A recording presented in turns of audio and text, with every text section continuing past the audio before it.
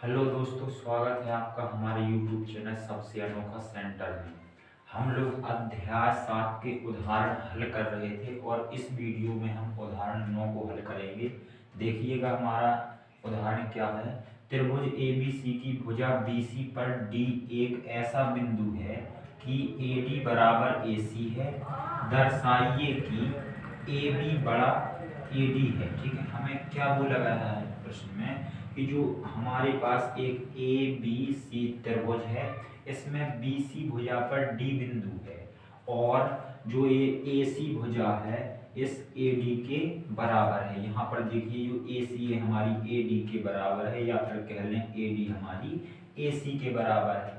हमें सिद्ध करना है ए बी बड़ा है ए डी से, यानी कि जो हमारी ये भुजा ए बी है हमें इसे बड़ी सिद्ध करना है इस ए डी भुजा से। तो देखिएगा हम कैसे सिद्ध करेंगे। सबसे पहले तो जो प्रश्न में दिया गया है उसे लिख लेते हैं, ताकि जब हम सिद्ध करें तो उसे डायरेक्ट यूज में ले पाएं।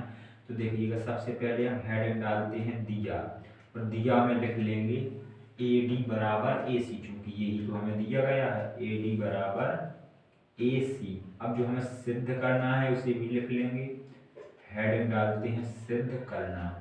तो सिद्ध करना में हम लिख लेंगे ए बी बड़ा ए डी, यही तो हमें सिद्ध करना है कि ए बी बड़ा है ए डी से। चलिएगा अब हम क्या करेंगे, अब हम यहाँ से सिद्ध करना स्टार्ट करेंगे और यहाँ पर हेडिंग डाल लेंगे उपपत्ति। ठीक है, अब देखिएगा हम क्या करते हैं, इसे कोण 1 नाम दे देते हैं, इसे कोण 2 नाम दे देते हैं, इसे 3 नाम दे देते हैं और इसे 4 नाम दे देते हैं। ठीक है, इसमें कोई क्रम का मतलब नहीं है, आप 1 2 इन्हें भी दे सकते हैं, 3 4 कुछ भी। ठीक है, हमने ये नाम इसलिए दिए हैं ताकि जब हम सवालों को सिद्ध करेंगे तो हमें कोणों के नाम नहीं देने पड़ेंगे, डायरेक्ट हम इनका नाम दे देंगे। कोणों का नाम देने में टाइम लगता है। ठीक है, तो देखिएगा अब हम ए बी को ए डी से बड़ा कैसे दिखा पाएंगे। तो यहाँ पर देखना, पहले हमें एक चीज पता है, ए सी बराबर हमें ए डी पता है, ए डी बराबर ए या कह लें ए सी पता है। तो यहाँ पर देखिएगा जो हमें पता है उसे लिखते हैं,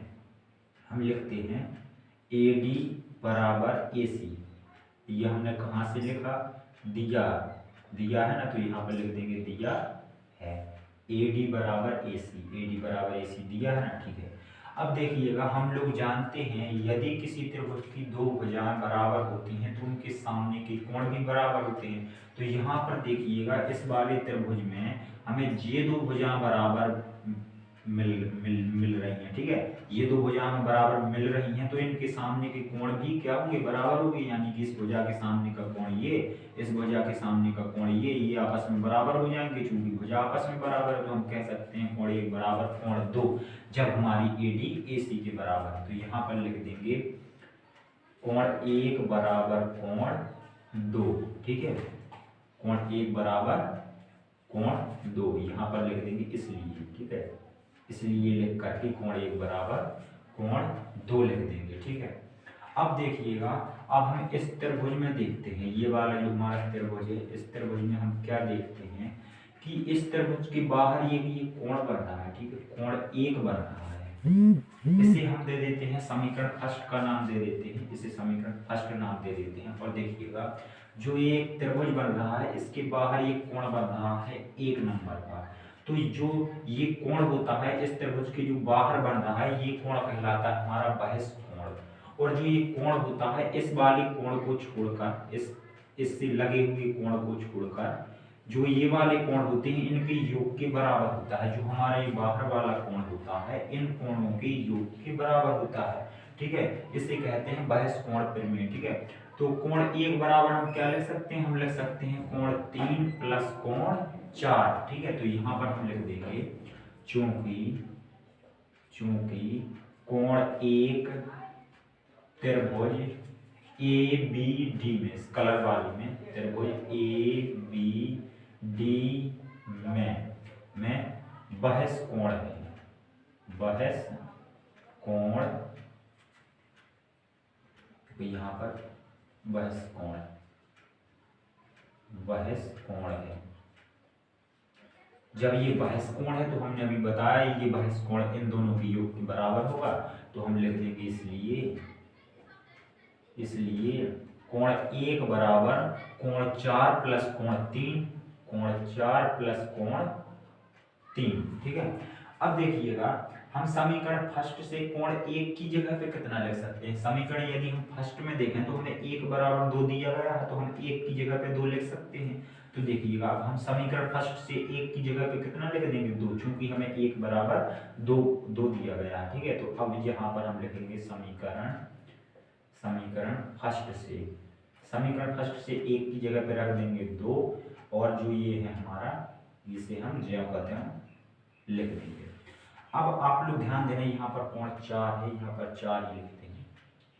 अब आप लोग ध्यान देना, कोण 2 बराबर हमें कितना मिला है, कोण 4 प्लस कोण 3।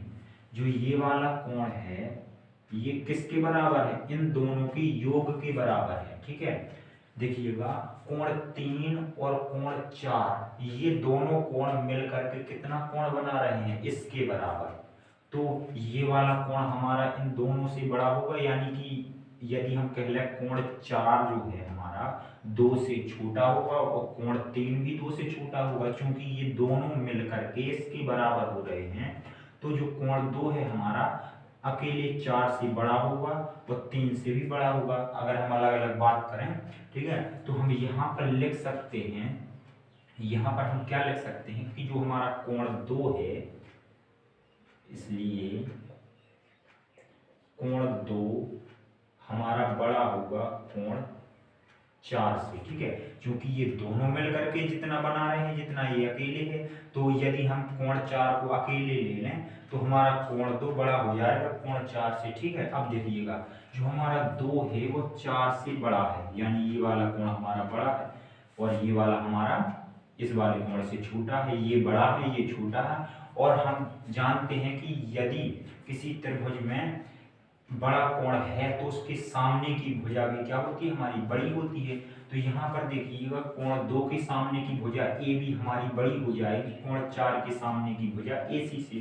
तो यहाँ पर लिख सकते हैं हम, अतः कोण 2 के सामने की भुजा ए बी हमारी बड़ी हो जाएगी कोण 4 के सामने की भुजा ए सी से। तो देखिएगा यही चीज तो हमें सिद्ध करनी थी। ठीक है, यहाँ पर देखिएगा यही अभी नहीं। ठीक है, अभी हमारा क्या निकला है, ए बी बड़ा ए सी। ठीक है, अब कोई दिक्कत नहीं है। अभी देखिएगा अभी हमें क्या दिया गया है, यहाँ पर लिख लेंगे हम, चूंकि हमें एक चीज दी गई है यहाँ पर ए डी बराबर ए सी। ठीक है, ए डी बराबर ए सी। तो यहाँ पर देखिएगा हम ए सी के बराबर में क्या रख सकते हैं, ए डी, यानी कि ए सी को हटाकर हम ए डी रख सकते हैं। तो यहाँ से हम ए सी को हटा देंगे, ए डी को रख देंगे, तो यहाँ पर आ जाएगा हमारा ए बी बड़ा है ए सी को हटा करके क्या लिख सकते हैं हम, ए डी लिख सकते हैं। तो ए डी लिख दिया। अब देखिएगा यही चीज हमें सिद्ध करनी थी, ए बी बड़ा है ए डी से। तो अब हम लिख देंगे यहाँ पर इति सिद्ध, और ये हमारा उदाहरण कंप्लीट हो जाता है।